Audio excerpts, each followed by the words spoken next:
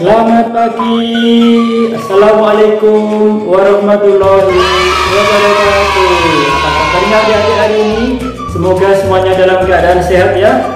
Mumpung ini suasananya di bulan Agustus, momennya lagi hari kemerdekaan, yuk kita teriakkan merdeka, merdeka, merdeka. Ya, biar lebih semangat ya. Kalau sudah semangat, yuk saatnya belajar. Hari ini kita akan belajar tema 2, yaitu persatuan dalam perbedaan, subtema 1, pembelajaran 3.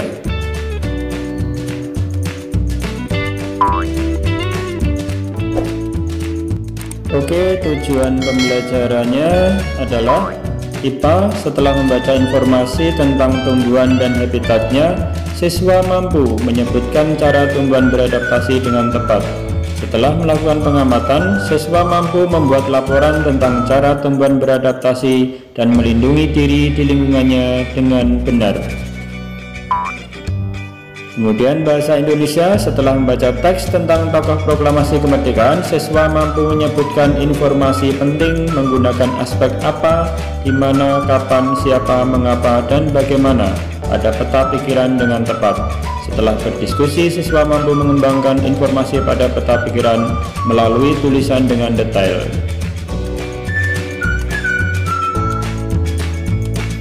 Iya, adik-adik, sekarang coba amati lingkungan sekitar kalian.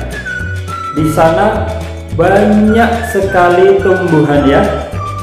Tumbuhan tersebut dalam pertumbuhannya pasti selalu beradaptasi. Apa itu adaptasi? Adaptasi adalah penyesuaian diri terhadap lingkungannya.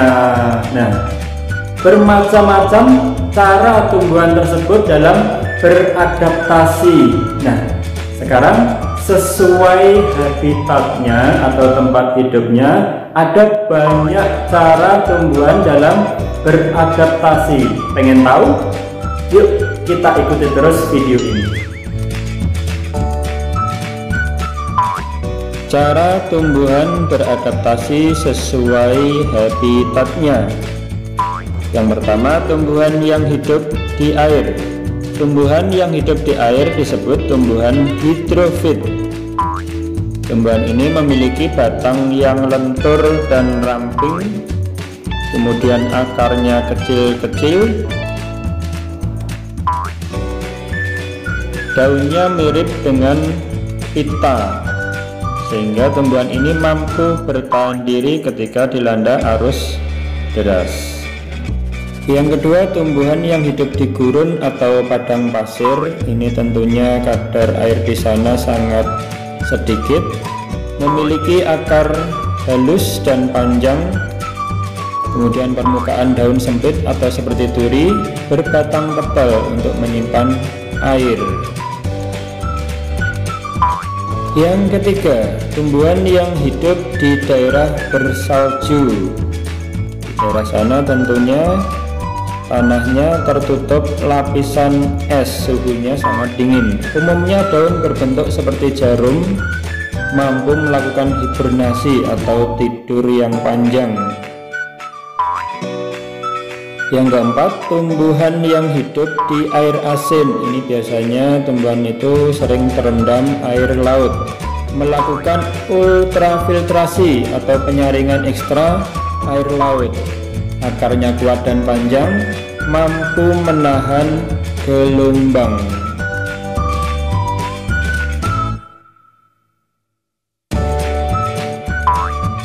Selain mempunyai kemampuan beradaptasi, tanaman juga mempunyai kemampuan untuk melindungi diri dari musuh.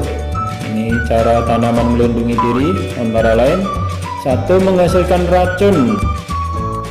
Contohnya seperti kecubung, kemudian pohon jarak, terus hemlock.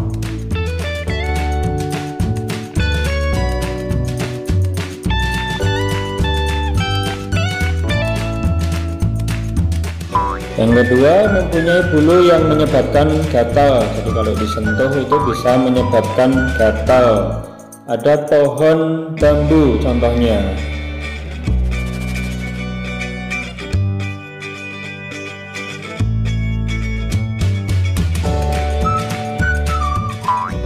Yang ketiga, meniru keadaan lingkungan sekitarnya. Ini seperti kamuflase ya.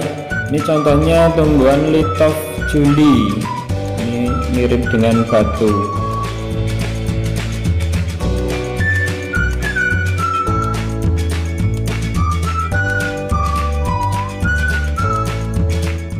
Yang keempat, mengeluarkan getah. Ini contohnya di tumbuhan jambu mete. Kemudian ada nangka, ini yang juga mengandung getah. Selanjutnya ada sawo, ini juga ada getahnya.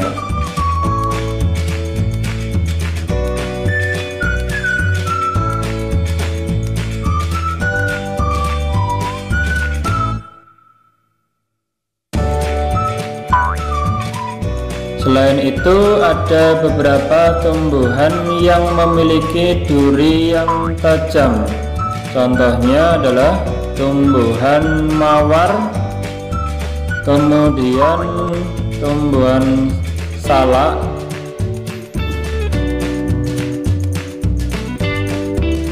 contoh yang lain adalah tanaman kaktus.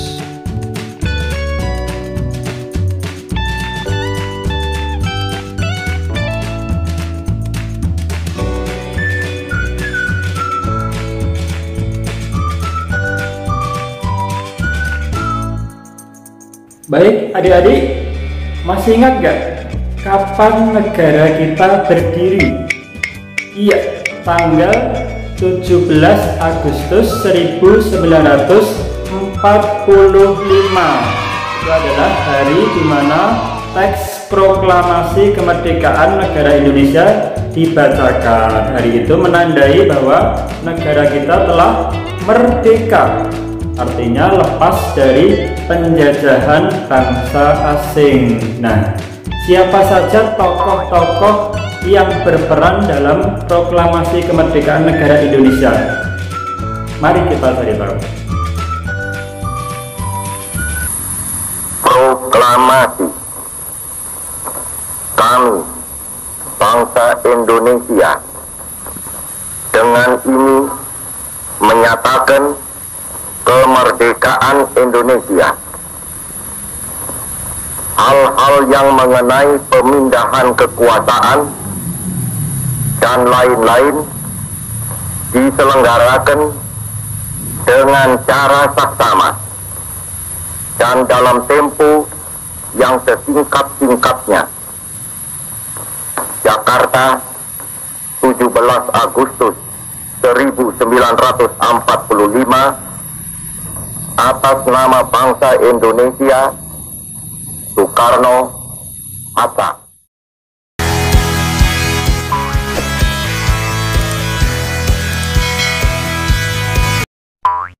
Selanjutnya kita akan membahas tentang beberapa tokoh yang berperan dalam proklamasi kemerdekaan Republik Indonesia. Yang pertama, Insinyur Soekarno. Beliau adalah Presiden pertama Republik Indonesia, lahir di Blitar, Jawa Timur tanggal 6 Juni 1901, wafat di Jakarta 21 Juni 1970. Beliau juga dimakamkan di kota Blitar. Perannya adalah menyusun konsep teks proklamasi di rumah Laksamana Tadasi Maida bersama Bung Hatta dan Mr. Ahmad Subarjo. Kemudian menandatangani teks proklamasi atas nama bangsa Indonesia bersama Bung Hatta. Selain itu, beliau juga berperan membacakan teks proklamasi kemerdekaan Indonesia di kediamannya Jalan Pegangsaan Timur nomor 56 Jakarta.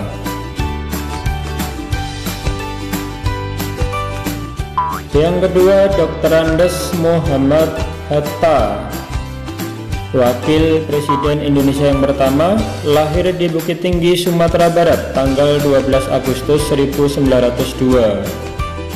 Kemudian wafat di Jakarta tanggal 14 Maret 1980.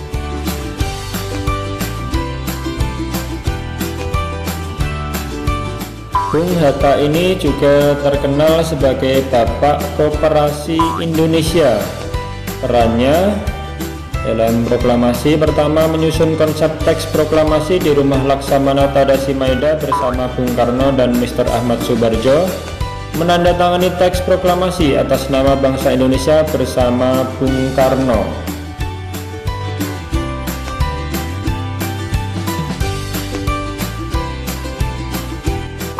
Tokoh yang ketiga ada Mr. Ahmad Soebardjo. Beliau lahir di Karawang, Jawa Barat tanggal 23 Maret 1896 dan wafat tanggal 15 Desember 1978.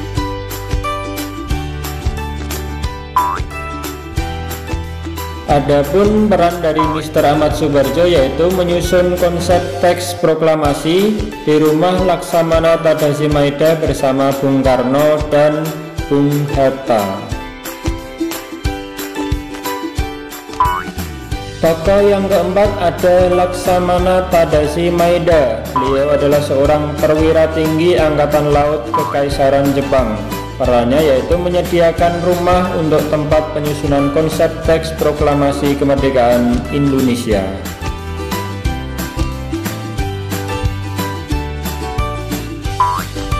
Tokoh yang kelima, Sukarni Kadiwiryo, lahir di Blitar, Jawa Timur tanggal 14 Juli 1916, wafat di Jakarta tanggal 7 Mei 1971. Sukarni berperan mengusulkan agar teks proklamasi ditandatangani oleh Bung Karno dan Bung Hatta atas nama bangsa Indonesia. Yang keenam, Fatmawati, istri Presiden Soekarno, lahir di Bengkulu tahun 1923, wafat di Jakarta tahun 1980.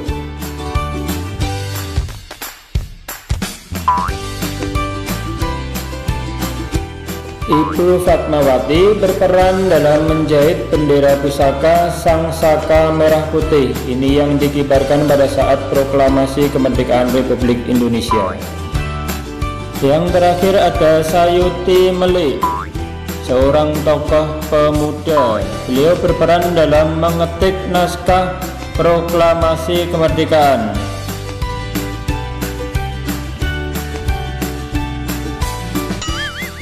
Iya adik-adik, selanjutnya sebagai latihan kalian bisa mengerjakan tugas ini ya.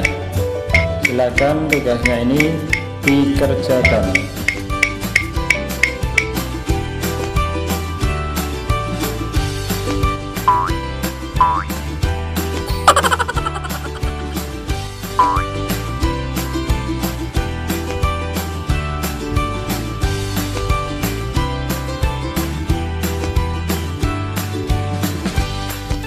Oke, demikian pembelajaran untuk hari ini. Semoga bermanfaat. Sampai bertemu di pembelajaran berikutnya. Wassalamualaikum warahmatullahi wabarakatuh.